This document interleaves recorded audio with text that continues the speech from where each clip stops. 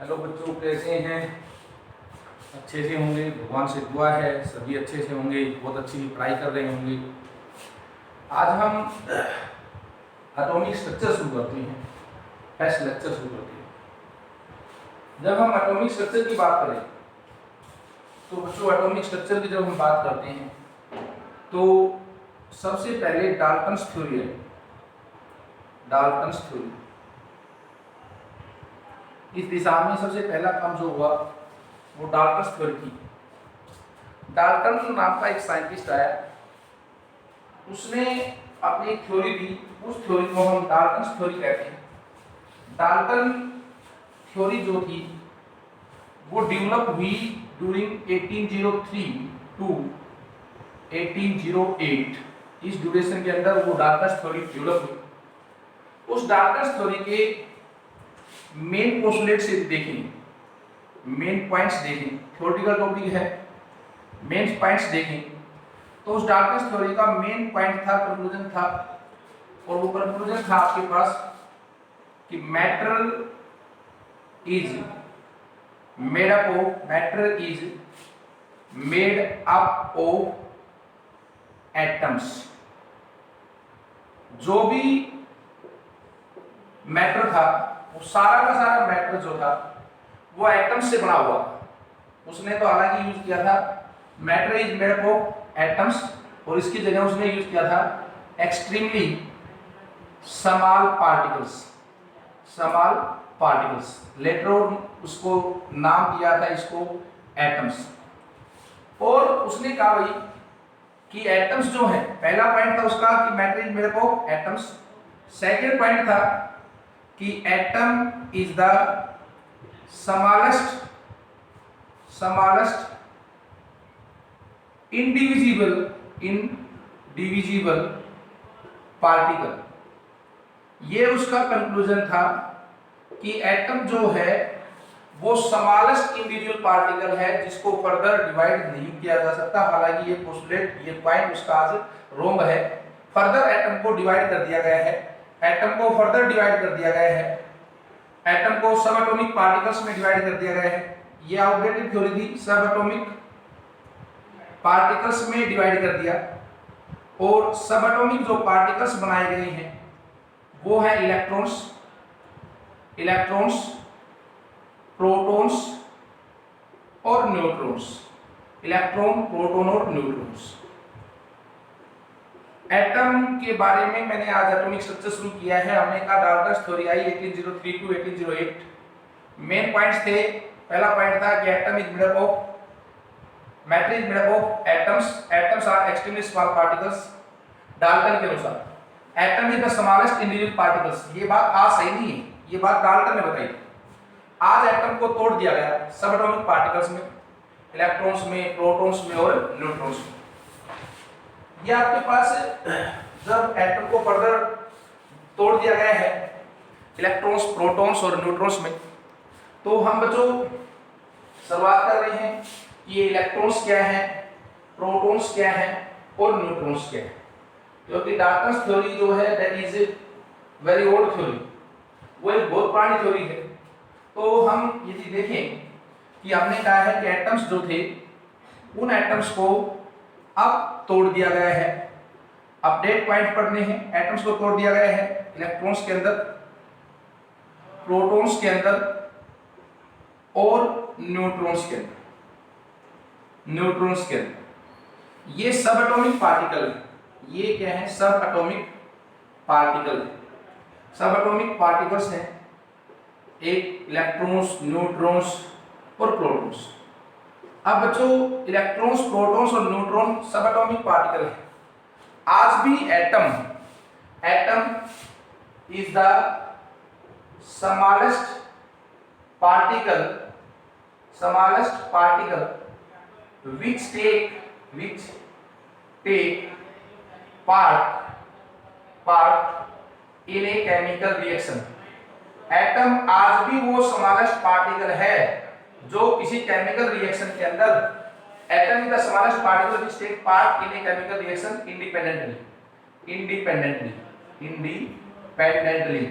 Atom वो smallest particle है जो आज डी एटम वो छोटे से छोटा पार्टिकल है जो किसी केमिकल रिएक्शन के अंदर इंडिविजुअली पार्टिसिपेट करता है, जो किसी केमिकल रिएक्शन के अंदर इंडिविजुअली पार्टिसिपेट कर सकता है। किसी केमिकल रिएक्शन के अंदर इलेक्ट्रॉन प्रोटॉन न्यूट्रॉन जो है वो इंडिविजुअली पार्टिसिपेट नहीं कर सकते। आपने कहा कि भाई एटम फर्दर टूट चुका है इलेक्ट्रॉन्स में, प्रोटॉन्स में और न्यूट्रॉन्स में। नेचर देखें यदि इनका, तो नेचर है इलेक्ट्रॉन नेगेटिवली चार्ज पार्टिकल है, charge particle. Proton positively charge particle है, पॉजिटिवली चार्ज पार्टिकल है, चार्ज पार्टिकल है। न्यूट्रॉन की यदि बात करते हो तो न्यूट्रल है, नो चार्ज, इसके ऊपर कोई चार्ज नहीं है। यदि आप देखें चार्ज और इलेक्ट्रॉन, तो इलेक्ट्रॉन के ऊपर चार्ज 1.6 × 10⁻⁻19 कूलम नेगेटिव चार्ज होता है, नेगेटिव चार्ज होता है। प्रोटॉन के ऊपर भी 1.6 × 10⁻⁻19 कूलम, ये पॉजिटिव चार्ज है, ये क्या है, पॉजिटिव चार्ज। अब बात करें बच्चों यदि हम इसके आगे कि भाई हमने कहा कि इलेक्ट्रॉन नेगेटिवली चार्ज है, प्रोटॉन पॉजिटिवली चार्ज है, न्यूट्रॉन जो है उसके ऊपर कोई चार्ज नहीं है, न्यूट्रॉन के ऊपर कोई भी चार्ज नहीं है, न्यूट्रॉन कोई चार्ज नहीं रखता। इलेक्ट्रॉन के ऊपर जो चार्ज है वो नेगेटिव है, प्रोटॉन के ऊपर चार्ज जो है वो कैसा है, प्रोटॉन के ऊपर पॉजिटिव चार्ज है। यदि आप मास की बात करें कि भाई मास कितना है, दूसरा पहला पॉइंट था नेचर, दूसरा है मास। तो मास ऑफ इलेक्ट्रॉन जो है वो कितना है आपके पास, mass of electron is 9.1 × 10⁻31 kg। Electron का जो मास है दैट इज 9.1 × 10⁻31 kg है। मास ऑफ इलेक्ट्रॉन इज 9.1 × 10⁻31 kg। और यदि आप देखें बच्चों कि मास ऑफ प्रोटॉन कितना है, तो मास ऑफ प्रोटॉन है 1.6 × 10⁻24 ग्राम। मास प्रोटॉन कितना है, 1.6 × 10⁻24 ग्राम। यदि आप इसमें देखें, इसको ग्राम में बदलें तो 9.1 × 10⁻28 ग्राम। और यदि आप देखें कि न्यूट्रॉन का मास कितना है, मास ऑफ न्यूट्रॉन देखने की कोशिश करें कि न्यूट्रॉन का मास कितना है, तो mass of neutron is equal to mass of proton that is 1.67 × 10⁻24 gram, -24 gram. हमने 3 पार्टिकल्स देख दिए, एक इलेक्ट्रॉन, एक प्रोटॉन, एक न्यूट्रॉन। तीनों का अलग नेचर है। इलेक्ट्रॉन नेगेटिवली चार्ज है, प्रोटॉन जो है वो पॉजिटिवली चार्ज है, न्यूट्रॉन्स क्या है, न्यूट्रॉन्स है न्यूट्रल। ये इसका मास है। आगे देखो बच्चों, इससे आगे चलाएं chapter.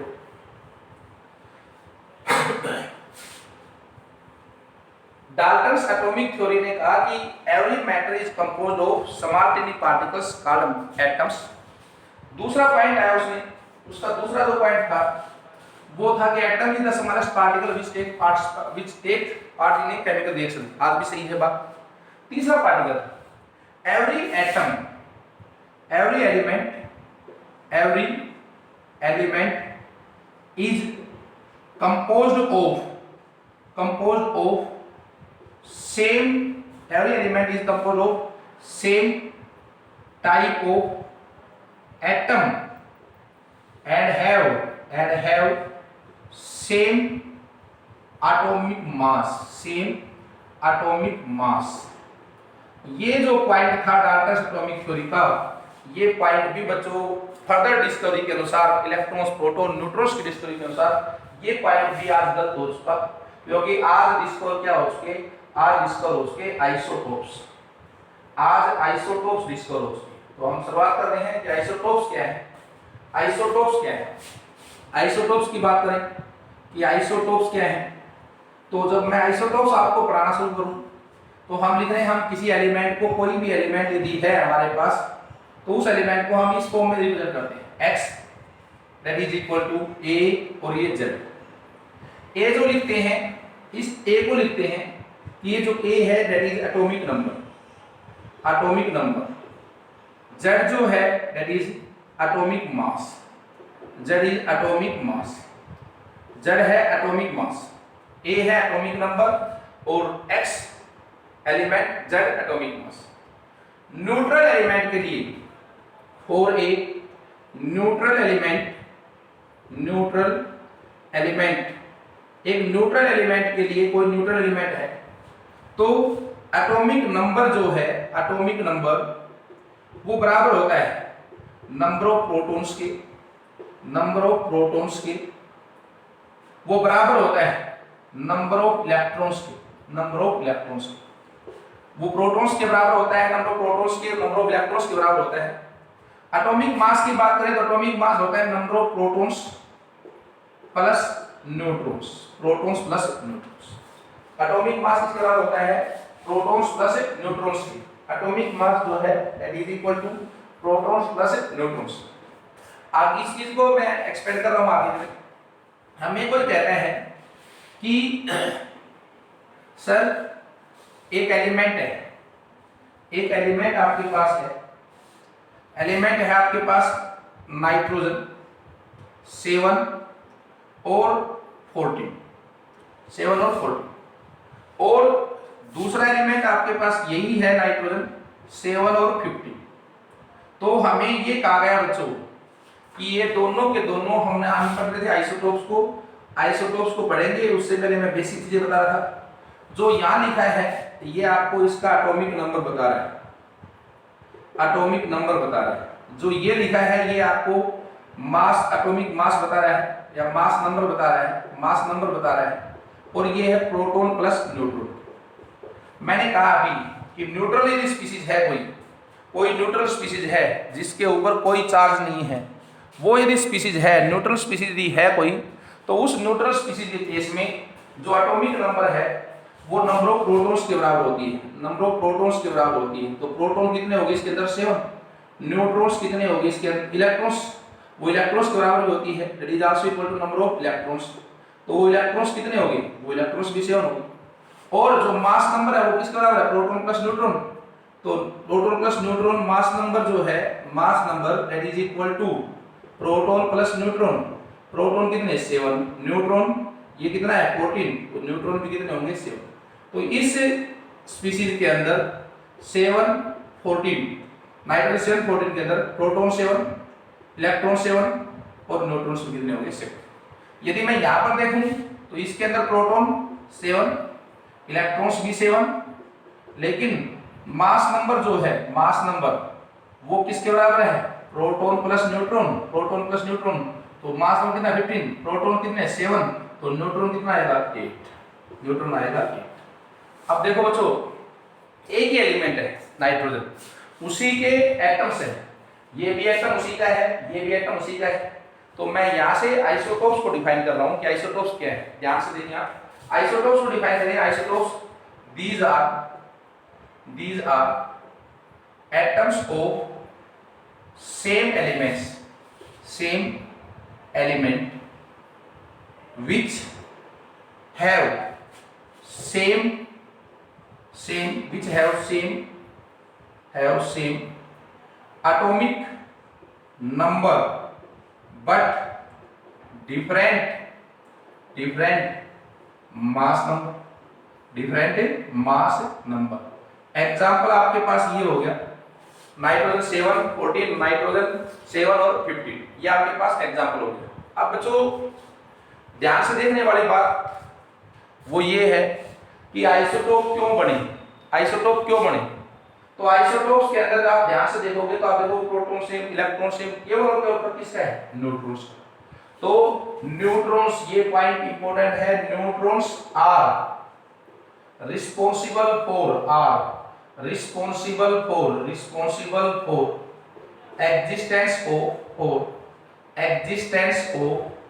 existence of isotopes। Neutrons जो है वो रिस्पांसिबल है for the existence of isotopes. Isotope यदि रिएक्ट करते हैं तो उसके एग्जिस्टेंस के लिए केवल और केवल कौन रिस्पांसिबल है, न्यूट्रॉन्स रिस्पांसिबल है।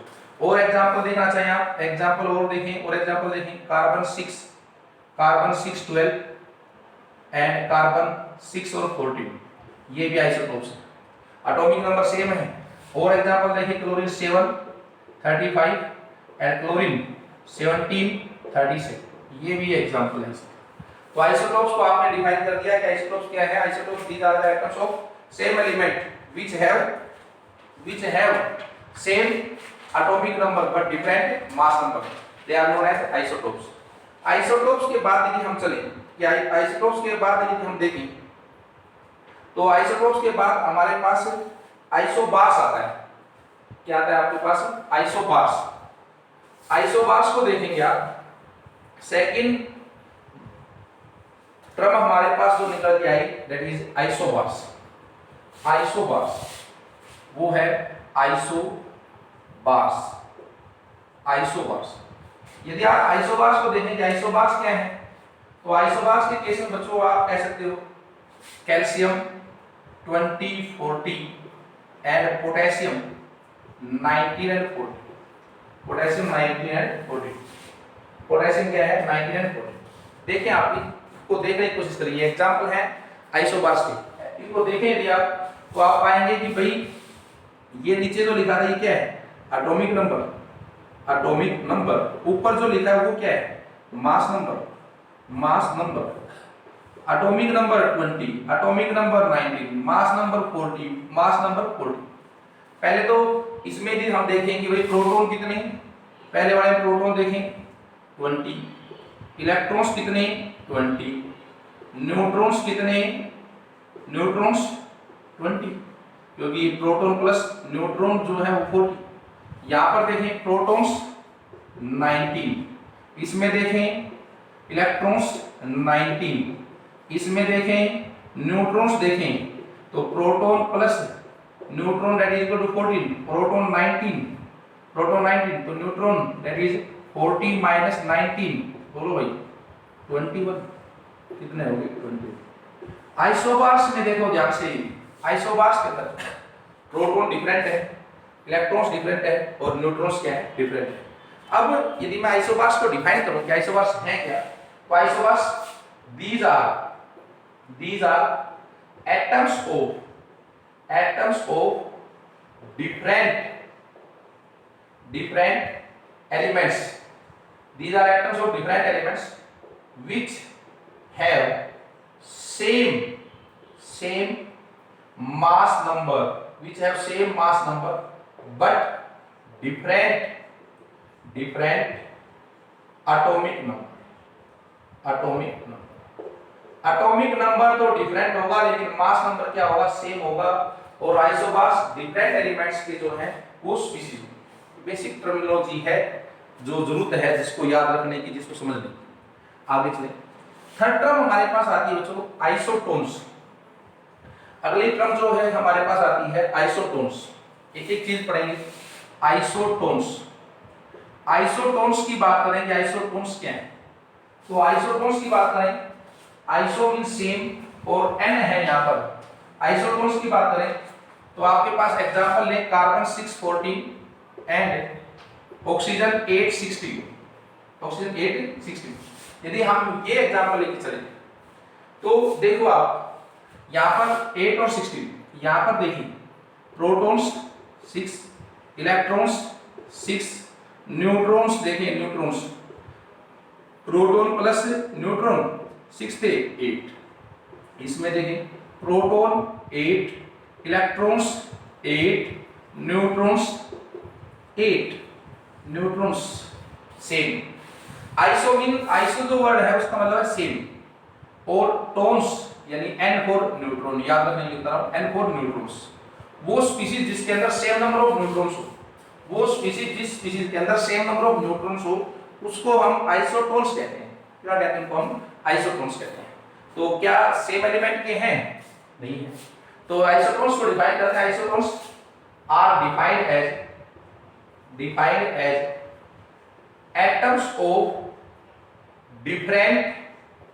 atoms of different elements which have same number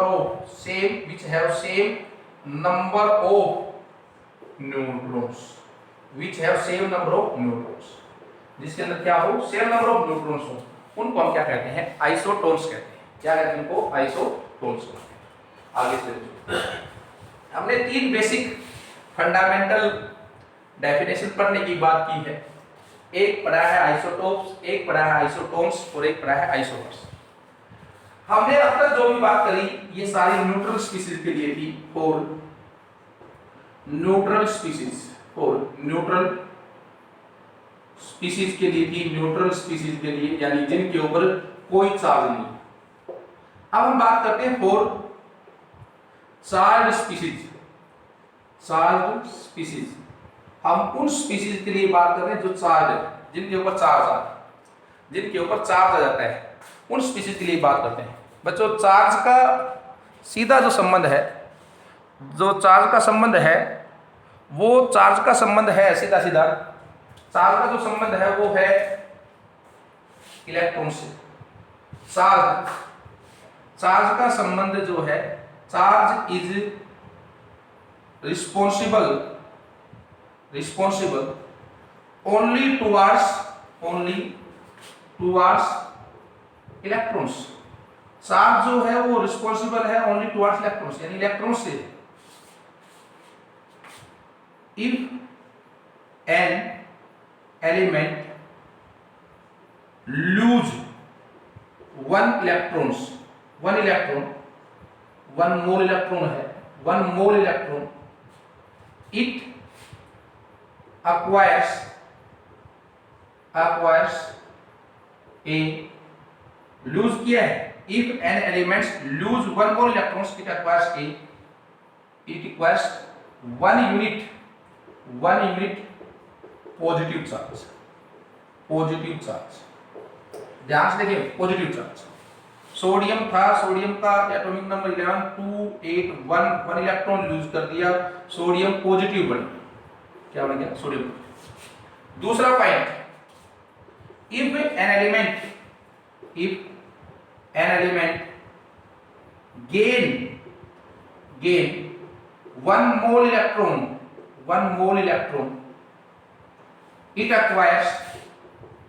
acquires one unit negative charge। Example chlorine था 17 plus electron, one mole electron gain कर लिया, क्लोरीन नेगेटिव बने। क्या बने? क्लोरीन। तो बच्चों चार्ज के आने से, चार्ज पॉजिटिव चार्ज के आने से, नेगेटिव चार्ज के आने से जो भी आपके पास चेंज होगा वो केवल और केवल इलेक्ट्रॉन्स के अंदर होगा, उसके अलावा किसी चीज में चेंज नहीं होगा। अब एग्जाम्पल के लिए यदि मैं कहूं, एग्जाम्पल के लिए यदि हम देखें, इस एग्जाम्पल को देखें, अब मान लो यही ले लें कि क्लोरीन है 1735 और इसी को दूसरा ले लें क्लोरीन 1735 और इसके ऊपर 1 नेगेटिव चार्ज आ गया। आप देखो चार्ज प्रोटॉन कितने? 17, न्यूट्रॉन्स, इलेक्ट्रॉन्स देखो, इलेक्ट्रॉन्स दोनों के अंदर, इसमें प्रोटॉन 17, इलेक्ट्रॉन्स 17 क्योंकि न्यूट्रल है 17, न्यूट्रॉन्स देखो, neutron proton plus neutron that is equal to 18। यहां पर देखो प्रोटॉन कोई फर्क नहीं पड़ता, चार्ज आ रहा है प्रोटॉन्स के ऊपर 17, इलेक्ट्रॉन्स क्या है? चार्ज आया 1 नेगेटिव, इसका मतलब एक इलेक्ट्रॉन गेन किया तो 17 plus 1 that is equal to 18 और न्यूट्रॉन्स कितने रहेंगे? Proton plus neutron that is equal to 18। Charge का केवल और केवल यदि फर्क पड़ा तो वो किसके ऊपर पड़ा? इलेक्ट्रॉन्स। चार्ज आने का फर्क यदि किसके ऊपर पड़ा तो किसके ऊपर? इलेक्ट्रॉन्स। फॉर एग्जांपल लेते हैं सोडियम 1123 एंड सोडियम 1123 और इसके ऊपर 1 पॉजिटिव चार्ज। यदि 1 पॉजिटिव चार्ज है, प्रोटॉन, इसमें देखो प्रोटॉन 11, इलेक्ट्रॉन्स न्यूट्रल है 11,